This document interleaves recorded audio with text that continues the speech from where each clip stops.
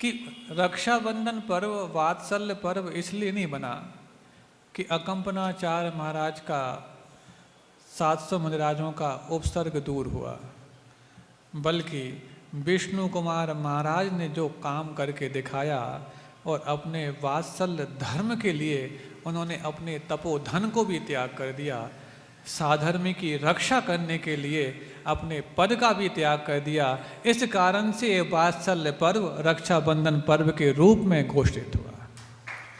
अब हमें क्या करना है?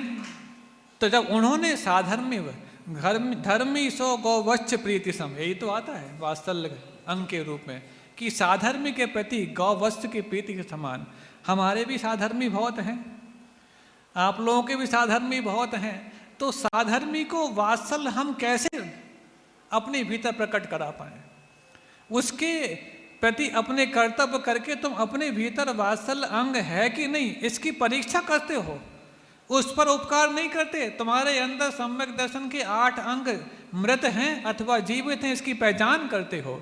तो साधर्मी के प्रति कभी उपसर्ग आया हो तो उसके प्रति हम उसको दूर करने का वैसा ही भाव करें जैसे कि अपनी पीड़ा पर उसको दूर करने का विचार और प्रयास करते हैं। तो कैसा? कई प्रकार के उपसर्ग, साधुओं पर उपसर्ग तो गिने चुने आते होंगे 4 प्रकार के, मनुष्यकृत, त्रयंचकृत, प्रकृतिकृत और देवकृत। लेकिन आपके साधर्मियों के तमाम तरह के उपसर्ग आते हैं। साधुओं के तो 22 परिचय ही हैं, तुम्हारे तो 22,000 भी कम पड़ते होंगे।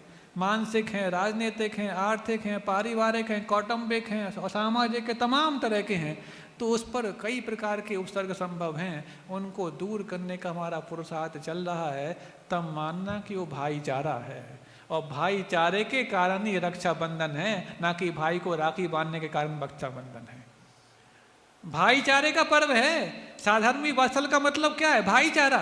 अब इसमें भाई और बहन की कोई बात आती नहीं, चाहे बहन और बहन के बीच में भाईचारा हो, चाहे भाई भाई के बीच में भाईचारा हो, चाहे साधर्म के प्रति भाईचारा हो, चाहे देवशास्त्र गुरु के प्रति आपका भ्रातृत्व भाव हो, बंधुत्व भाव हो। बताओ, गुरु भी जब आपको प्रवचन बोलते हैं तो क्या बोलते हैं? धर्म प्रेमी बंधु नहीं बोलते क्या? तो बंधु हैं कि नहीं आप? बंधु का मतलब बंधुत्व भाव जिसके अंदर हो उसका नाम बंधु है। उस बंधुत्व भाव को निभाने का नाम रक्षाबंधन है। और यदि सुबह ही हमने कुछ संकेत दिए थे, इसके पहले भी कई बार दिए हैं, कि यदि तुम्हारा बंधु साधर्मी भाई आर्थिक रूप से विपन्नता महसूस करता है तुम्हारे ऑनलाइन शॉपिंग के कारण, तो ये संकल्प करना कि आज के बाद कभी हम ऑनलाइन शॉपिंग नहीं करेंगे, ये भी तुम्हारा रक्षाबंधन के पर्व के रूप में एक मील का पत्थर साबित होगा। हम अपने साधर्मी को भले कितने भी दूर हो उसके पास जाकर के उसको संबल देने के लिए उसकी दुकान से अपनी वस्तु खरीद कर लेकर आएंगे। भले ही 2 पैसे ज़्यादा महंगी मिल जाए और भले ही सस्ती मिल जाए, ये महत्वपूर्ण नहीं, 2 पैसे हम ज़्यादा दे करके आएंगे, सस्ती भले ही दे रहा हो, तो उसको हम इस धर्म से हमेशा के लिए लगाने के लिए कारण बनेंगे। आज मिशनरीज क्यों फल फूल रही हैं? क्यों धर्मांतरण ज़्यादा हो रहा है? क्यों? सबसे पहले उनको अर्थ का लोभ दिया जाता, परमार्थ कोई नहीं समझता। तुम्हारे बहुत अच्छे अच्छे जुमलेबाजी होती होगी, अच्छे साहित्यिक प्रवचन होते, कोई को समझ में नहीं आते, लेकिन भूख से पीड़ित व्यक्ति को यदि तुम उसके रोजगार की आजीविका की व्यवस्था करते हो तो उसके लिए तुम धर्म से जो तुम करना चाहो वो धर्म मानने तैयार हो जाता है। इसलिए तो फल फूल रही हैं, धर्मांतरण इसलिए तो हो रहे हैं। इसलिए अब पहला संकल्प कल के दिन, कल हम बोलेंगे इस विषय पर यदि याद रहा तो, लेकिन आज तो बोल ही देते हैं, बाहर वालों भी सुन लो, यहाँ वालों भी सुन लो, कि सबसे पहले ये कि हम अपने साधर्मी को आर्थिक रूप से संबल देंगे। और आर्थिक रूप से संबल देने की दिशा में यदि हमारा पहला प्रयोग यह है कि हम उसके जो भी व्यापार वो करता हो उस व्यापारी को हम ग्राहक बन के भी संबल देंगे और एक व्यापारी और साधर्मी के रूप में भी संबल देंगे। आज होता ये है, 2 दुकानदार आजू बाजू हैं, साधर्मी हैं, लेकिन यदि ग्राहक एक व्यक्ति के पास आया, बचपन से आता है, उसको नहीं मालूम कि बाजू वाली दुकान में क्या मिलता है, जबकि दोनों की दुकानें अलग अलग हैं, लेकिन बाजू वाले व्यक्ति की दुकान में क्या मिलता है इसको बताने में ये जो सेठ है इसका जी दुखता है। तुम्हारा मेंस वियर का दुकान है, उसकी किड्स वियर की दुकान है, कपड़े की दोनों की दुकान है, तुम्हारा कोई आपस में कंपटीशन नहीं है, लेकिन ग्राहक यदि पूछे कि बच्चों के कपड़े कहाँ मिलते हैं तो तुम अपनी इतनी बचकाना भी नहीं छोड़ते कि बोल सको कि तुम बाजू में मिलते हैं। जबकि एक जमात ऐसी है, एक कौम ऐसी है कि दूर भी हो हमारे साधर्मी की दुकान, तो यहाँ से उसको फ़ोन कर देता है और ग्राहक को भी साथ में लेके जाता है कि चलो हम बताते हैं कि वहाँ कपड़े मिलते हैं। ऐसा कह करके वो उस साधर्मी का भी दिल जीतता है, और साधर्मी का दिल जीतना ही धर्म की जीत की सबसे पहली शुरुआत होती है, क्योंकि न धर्मो धर्म गैर बिना, धार्मिक के बगैर धर्म है ही नहीं। और धार्मिक बच सकता इसलिए नहीं क्योंकि उसको अभी पहले अर्थ की आवश्यकता है, तुम परमार्थ तो बाद में सिखाओगे। तो ये बहुत सारे बिंदु ऐसे हैं कि आज क्यों आखिरकार धर्मांतरण के लिए सबसे अच्छा कुल और धर्म पाने के बावजूद भी इसको छोड़ने की जिद क्यों होने लग गई।